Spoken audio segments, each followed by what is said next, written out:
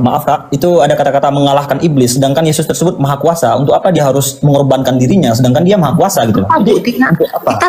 Kita tahu Tuhan itu maha kuasa, tapi Tuhan kami itu kan bukan Tuhan Tuhan apa ya, awang-awang. Dia mengatakan dia maha kuasa, tapi bagaimana dia membuktikan kemahakuasaannya itu?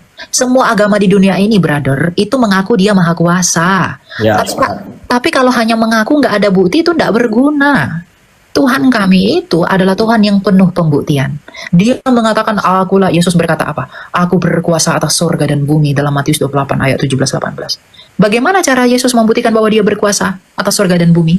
Dia berkuasa atas hidup dan mati. Dia membuktikan kemahakuasaannya itu dengan apa? Masuk ke dalam kematian, merusak kematian itu, bangkit sebagai pemenang. Itulah mengapa murid-murid Yesus rela dianiaya karena mereka melihat betapa ajaibnya Yesus Kristus itu.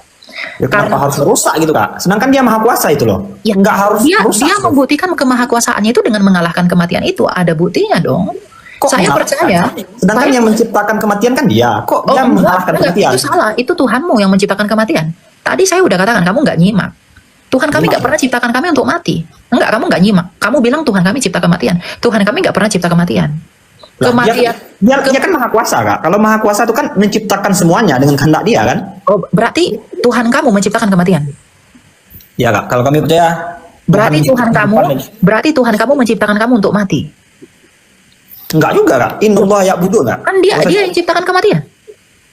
Iya memang betul. Karena dia maha kuasa. Kalau dia ciptakan kamu, kalau dia ciptakan kematian, berarti dia ciptakan kamu untuk mati. Iya.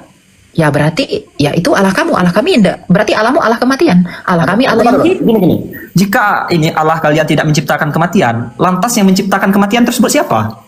Manusia itulah yang mendatangkan kematian pada dirinya. Tuhan berkata kepada Adam dan Hawa, Adam, ya Tuhan berkata begini, Adam, jangan makan buah itu ya.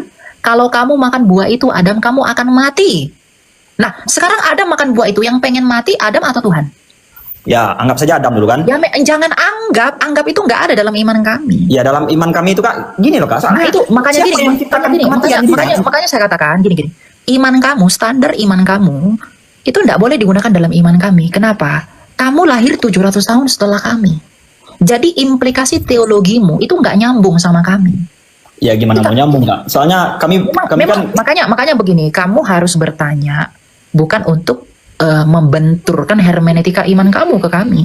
nggak ada kami membenturkan. Nah, makanya Makanya bertanya tadi Kak, kan setiap perkara pasti ada penciptaannya kan. Kematian nggak mungkin dia berdiri sendiri tanpa ada yang menciptakan gitu aja loh Kak sebenarnya. Memang nggak ada yang menciptakan. Memang kematian itu diciptakan, tapi bukan Allah yang menciptakan. Manusia itu yang menciptakan kematian itu.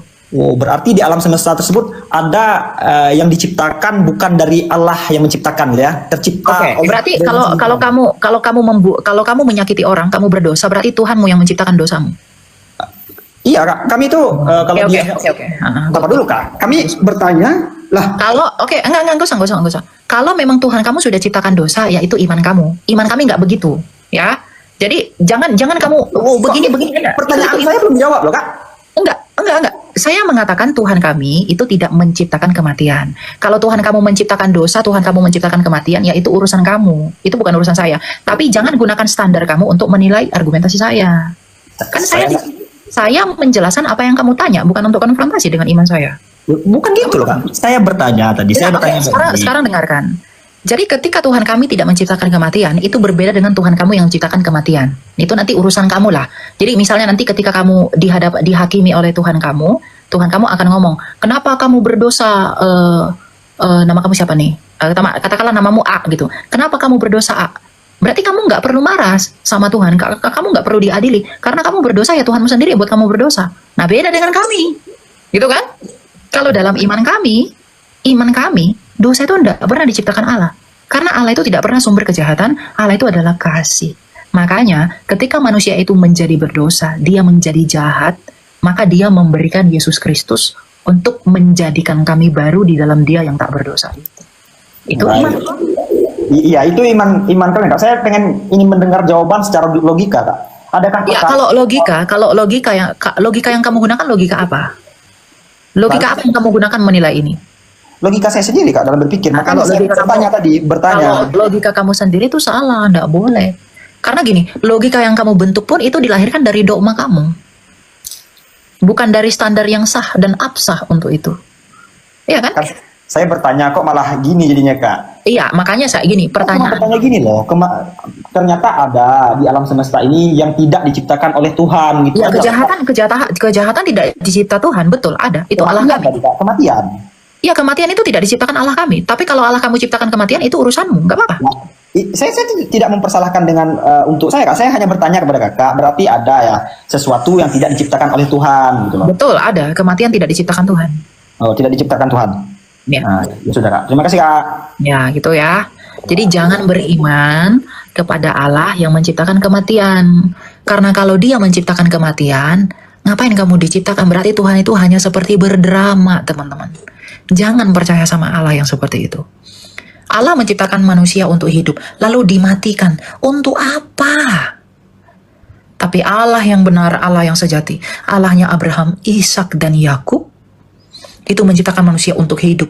Ketika manusia ini melanggar ketentuan Allah, manusia ini sendiri menciptakan kematiannya. Maka ketika manusia ini mati, Tuhan sendiri menjangkau manusia ini untuk hidup kembali di dalam Yesus yang adalah hidup. Bagaimana cara Yesus membuktikan dia hidup? Dengan mati dan hidup kembali. Inilah Allah yang sejati. Ya, inilah Allah yang benar. Inilah Allah yang sempurna. Tidak ada Allah yang seperti Allah kita. Ya. Kalau Allah menciptakan kematian, kamu harusnya bertanya dalam hatimu, kalau saya berdosa berarti Tuhan buat saya berdosa. Kalau Tuhan ciptakan saya mati, untuk apa saya hidup? Lalu dicobai dengan dosa.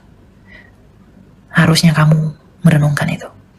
Jangan percaya kepada Allah yang menciptakan dosa dan kematian. Percayalah kepada Kristus yang menciptakan hidup. Oke, kita lanjut.